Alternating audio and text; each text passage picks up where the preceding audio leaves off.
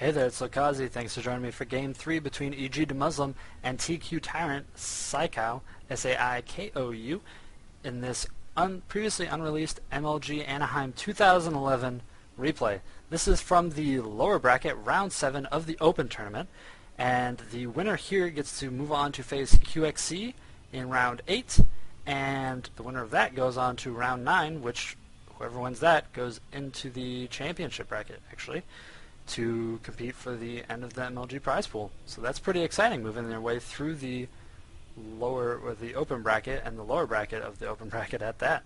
So DeMuslim and Saikou have pretty much stuck to their guns between the two games. Looks like EGDeMuslim really likes a mech playstyle, so we'll have to see if he's going to be using that again against TQ Tyrant.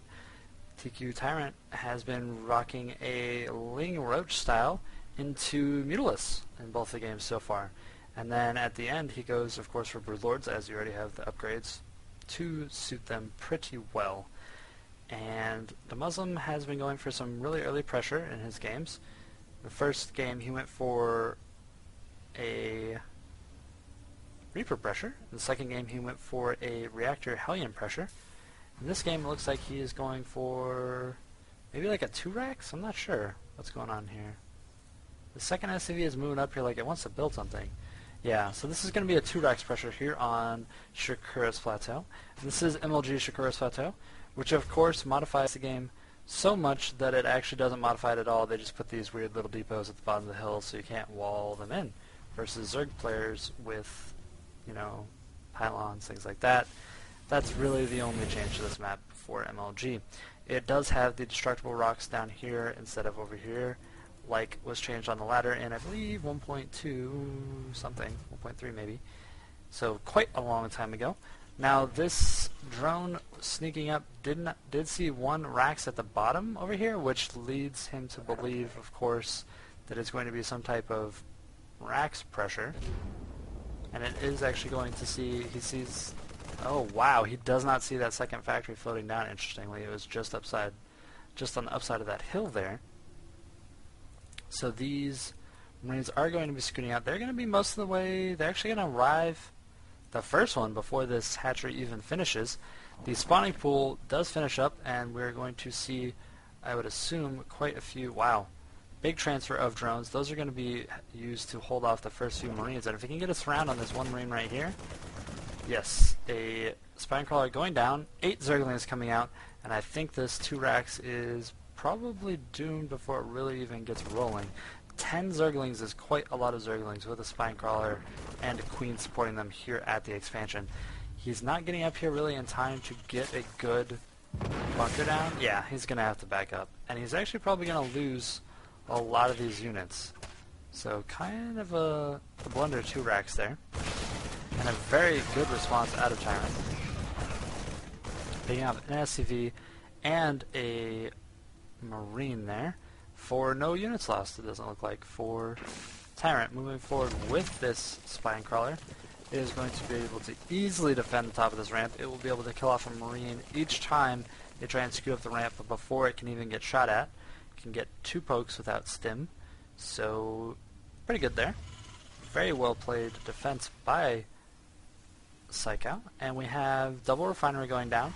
The expansion was started behind that 2-Rax pressure. And this is really common 2-Rax pressure on this map in particular, on Shakura's, for high-level Terran players, because you 2-Rax pressure right here, you move those down really close, you know, pumping out Marines across the map, and then you just back them up and you move into a 3-Rax type of build and expand behind it. So pretty easy to defend. We're going to have to see if more tech is, and this is DeMuslim's style. It was very interesting. He really likes to drop his 3rd command center extremely early, like as early as he can get away with it. As soon as his pressure stops, his first pressure fails or fizzles out or whatever, he feels like enough damage has been done with it to discontinue it, he puts up a 3rd command center. And it's usually before the second command center even moves out of his base. So that's something really to keep in mind for all the Terran players trying to go for a macro style against Zerg. This appears to be the way to do it. He's been pretty successful with it so far as I can tell, and it's just not something that's that common. Now Marines are positioned around to pick off any overlords that come very slowly jiggling into the base. This one did try and make its way in. It is now, it's learned the error of its ways, scooted back, and is recovering its HP very, very slowly. We have creep starting to creep across the map here by Tyrant. This creep tumor will connect these two bases, and then it's just, you know, free reign across the middle of the map with creep starting up pretty soon. There will be a creep tumor, I'm sure, headed north towards the 3rd. That's what that one that was just dropped is for. Having 3 queens out will do that pretty nicely there. We have a tech lab going down on this factory. A second factory just finished. A reactor going down on it. An armory started up. It's going to be starting up those upgrades as well as probably pumping out some Thors, as this expansion has been up for quite a good amount of time for Saikou. The Muslim's got to be feeling a little bit nervous, which he should be. He is 20 supply behind right now, which it is very standard for the Terran to be behind in supply at this point in the game. But 20 is a pretty good amount. That's 50% more. They should probably be between 25 and 10% outpaced in supply. Usually when the Zerg is capping out, the Terran is at like 160. So about 20% behind. You want to be 50% behind. But Muslim starting up some rounds and units now that this factory is finishing up. The reactor on that factory finished up. He is queuing up some Hellions, getting +1 vehicle weapons and Infernal Pre-Igniter going down here. Engineering Bay just finishing up, as well as a second armory, so he's going to be going for some pretty heavy upgrades on his mech this time, trying to use the heavy upgrades to make up for the small count of mech units. And it looks like, and that's why he took that gas faster. Creep is spreading across the map right now. Very good creep spread, very well positioned, very aesthetically pleasing, I was going to say appeasing, but pleasing way of laying out all these creep tumors. 3rd going down for Saikou right now. Roachhorn just about finished up. He is researching +1 on his range for those roaches before they've even finished. Excuse me, this water bottle crackling in the background there. All this casting kind of, you know, wears on your vocal cords there. But very happy to be doing it. Great opportunity that MLG provided to casters such as myself in releasing these replays to us to cast for you, so we all get to enjoy these games. Now, of course, I was not watching MLG live as I was working. I work on the weekends, unfortunately, during the day. So I did not actually get to see most of MLG. Did not catch most of it. So being able to cast these replays of really great players and players that, you know, are struggling to make a name for themselves but are very, very good. It's very entertaining for me.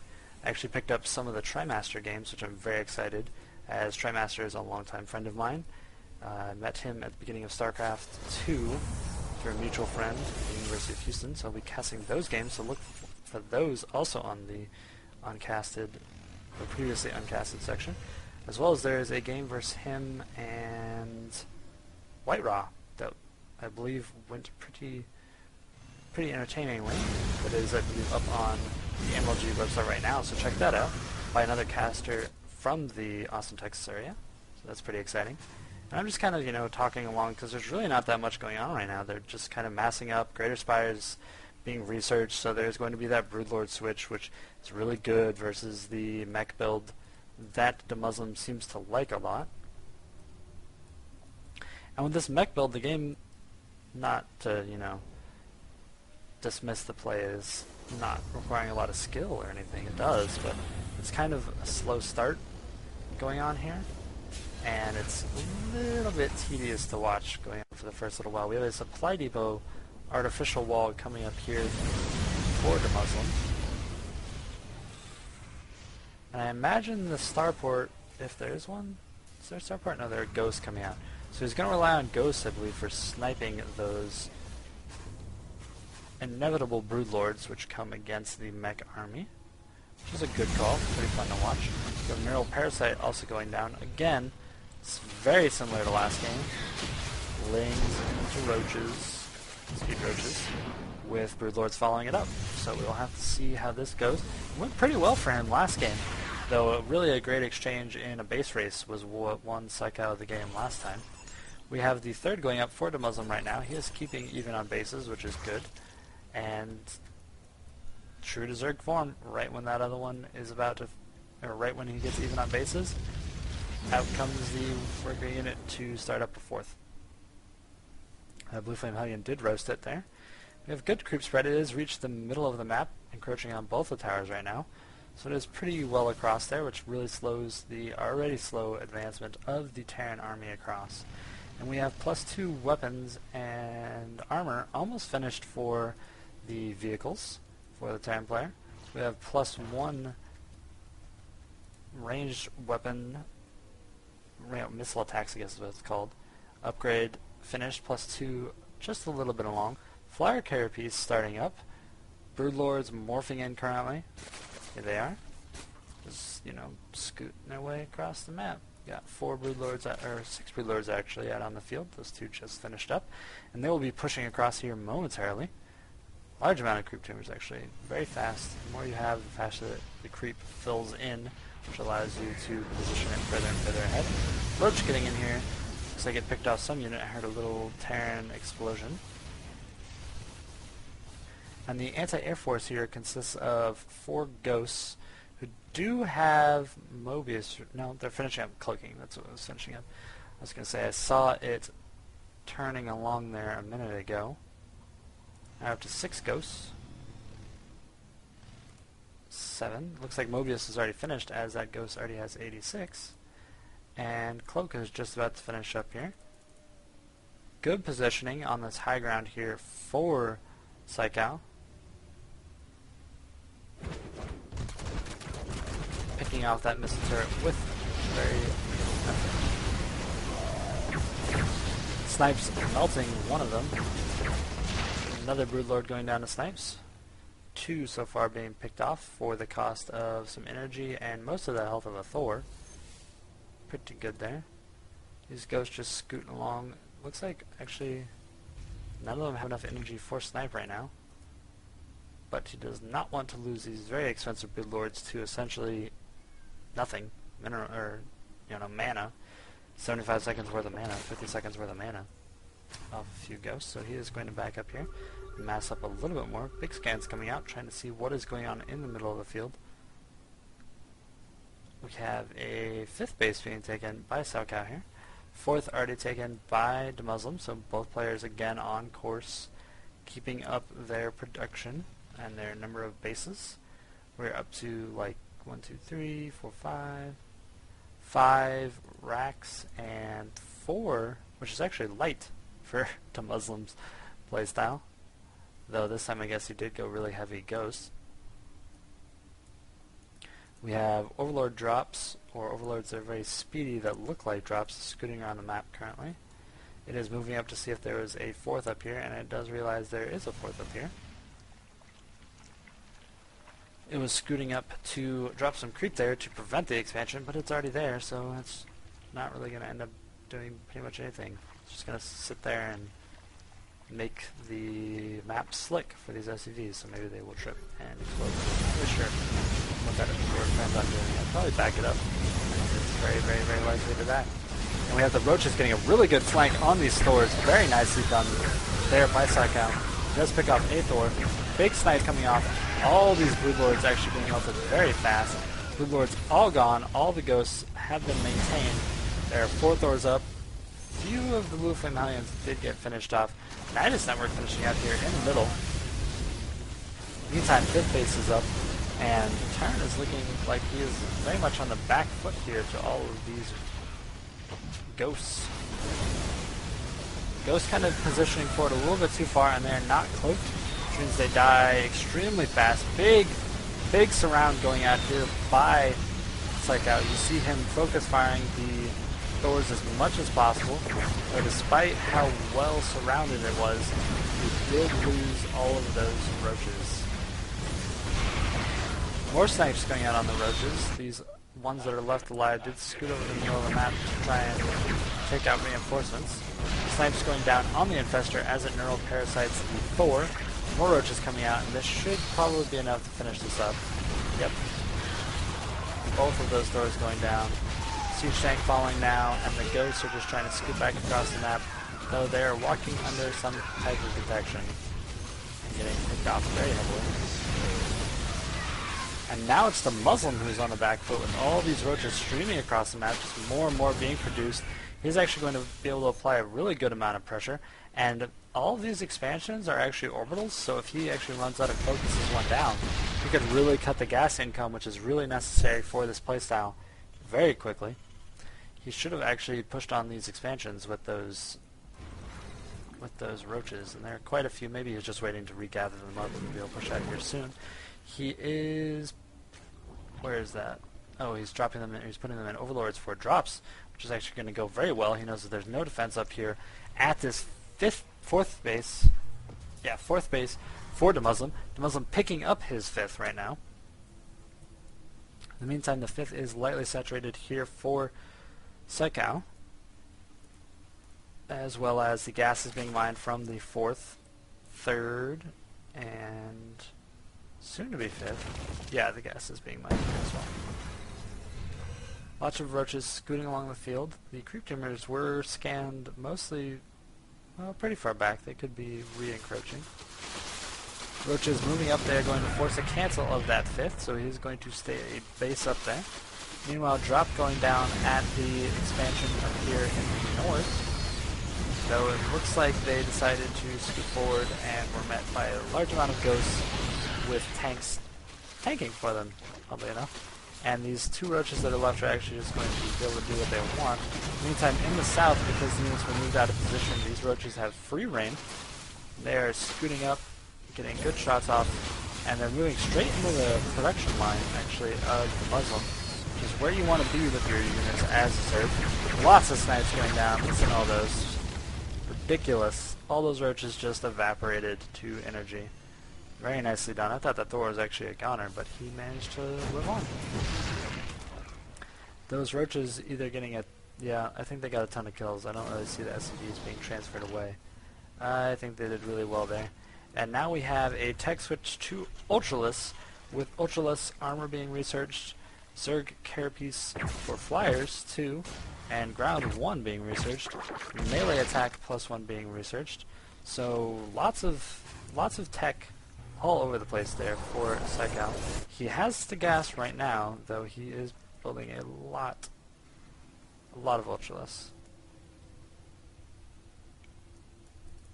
He does have 3 Corruptors that are not Broodlords chilling in the middle of the field. I'm not sure if he wants to convert those, or if he determines that that's a little bit of a lost cause there, based on the sheer number of snipes. Those snipes are just as good versus Ultraless, and they're very large targets. Got some Overlords dying up here in the north, which is causing a supply block here for Tyrant. Saikou. Sorry, it's so hard to remember people's names when they're not right there at the top. Muslim ripping through those roaches once again with just a massive amount of snipes. These ghosts just walking around stealth, having their way with these Overlords. Overseer just slightly back. More missile turrets going down again. We have the Ultra Squad over here with 4 Ultraless, with roaches backing it up. And we have a bunch of Corruptors coming out on the field. I'm going to guess he's going to go with Broodlord Corruptor now, which allows the... I'm sorry, Broodlord Ultraless now, which allows for the Ultraless to run up and tank the shots while a good amount of Broodlings actually get out on the field, which is what you really want. Once there's a good amount of Broodlings, they deal a lot of damage, and it's not like you can snipe the Broodlings per se. So they, well, you can, but that requires a lot of APM, and I'm not really sure that's effective.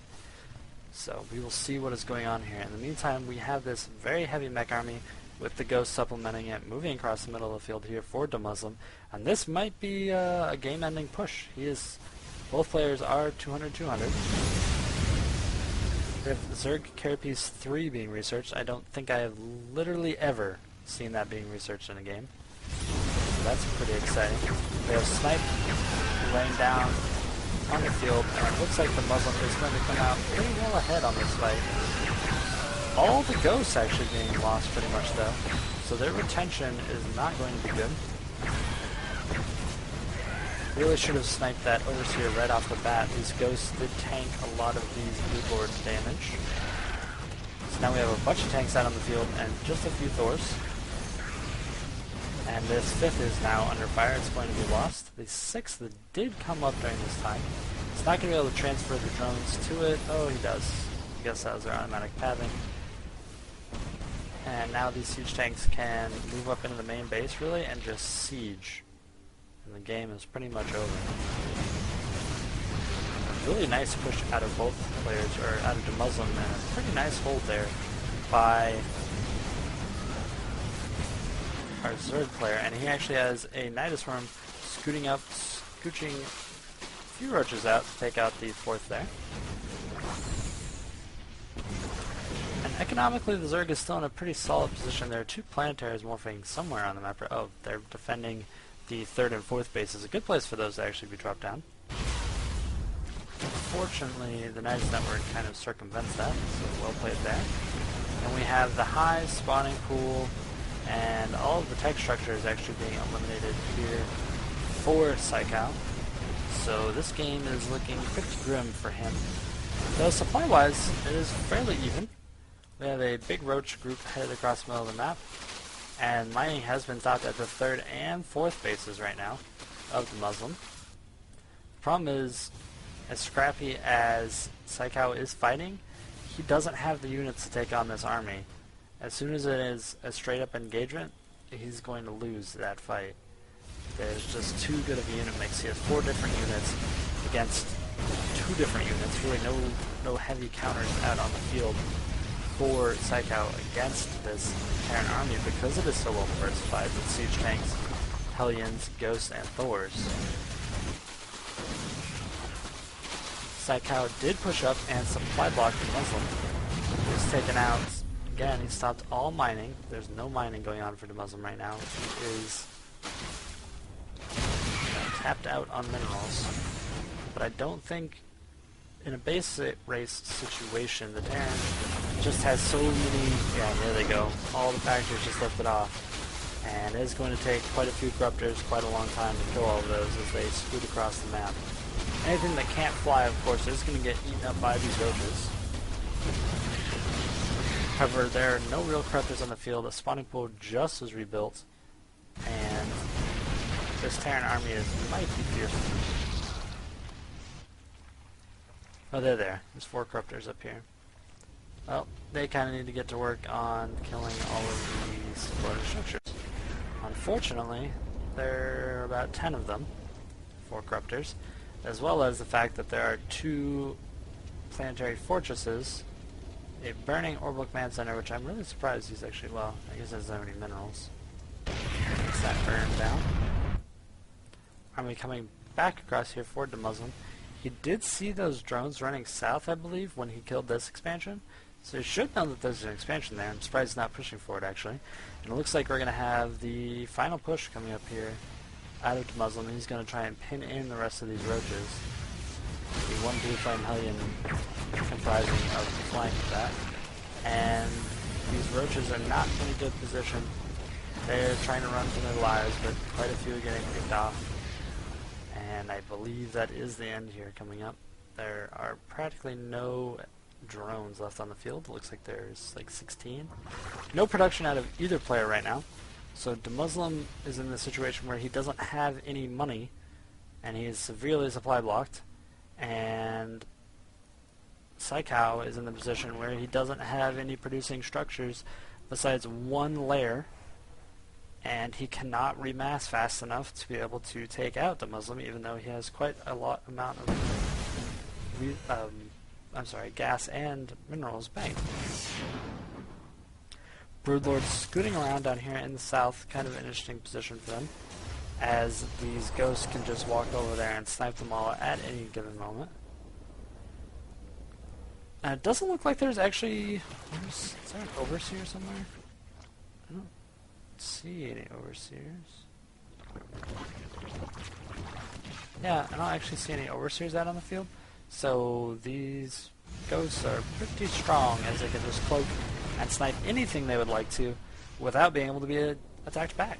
Really, so it's a pretty good situation if you're a ghost.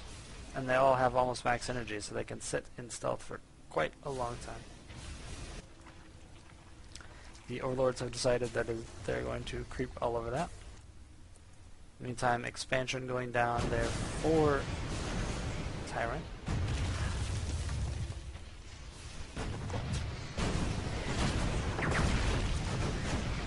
And this is looking like it's being cleaned up here right at the end. This last base falling to all these siege tanks. GG, well played, very manner, coming out of Saikou. And the third game goes to EGDeMuslim. He wins this series in the lower bracket, MLG 2011 Anaheim. And he will be going on to face QXE. I actually have those replays, disclaimer. Yes, now that we're at the end of the series, I can say that I have the replays of the next ones, because if I, did EGDeMuslim versus QXE, if I didn't tell you, then you wouldn't know. Didn't want to spoil it, who wins this first series. So I will be casting those. You can find them up on the MLG website as well, or in a few weeks you can find them at Lokazi, all of my websites, including at twitchtv.com/Lokazi. We have youtube.com/Lokazi, Lokazi.blogspot.com, and Lokazi is Lokazi.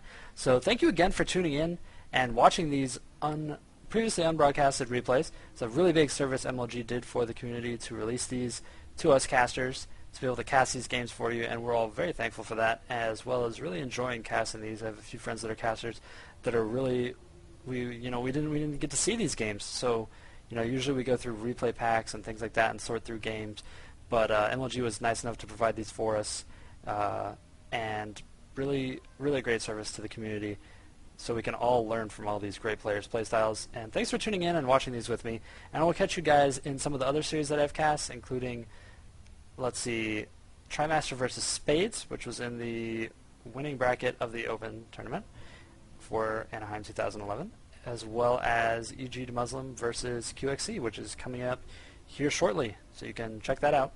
And I will catch you guys then. Thanks for tuning in. This is Lokazi.